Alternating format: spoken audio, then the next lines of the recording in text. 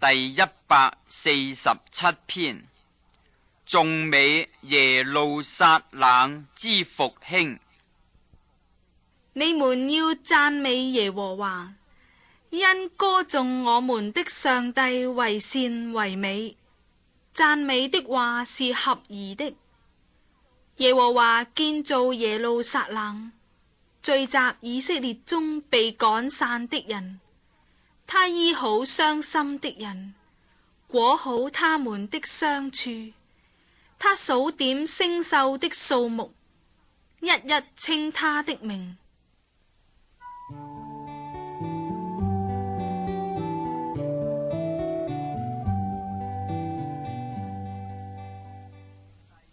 上帝之智能無窮，我們的主偉大，最有能力，他的智慧無法測度。耶和華扶持謙卑人，將惡人傾覆於地。你們要以感謝向耶和華歌唱，用琴向我們的上帝歌頌。他用雲遮天，為地降雨，使草生長在山上。他賜食給走獸和啼叫的小烏鴉。他不喜悅馬的力大，不喜愛人的腿快。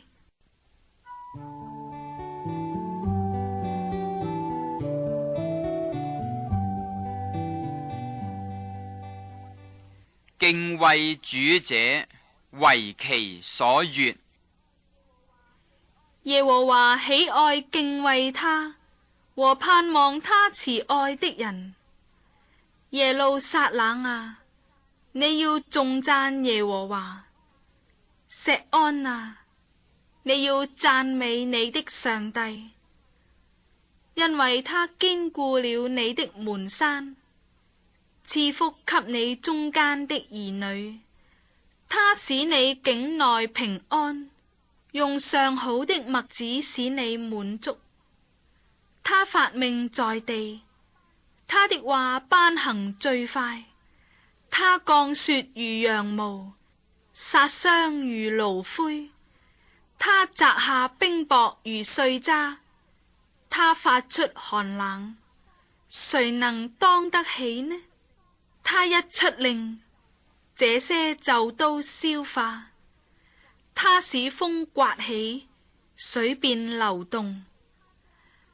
他將他的道指示雅各，將他的律例典章指示以色列。別國他都沒有這樣待過。至於他的典章，他們向來沒有知道。你們要讚美耶和華。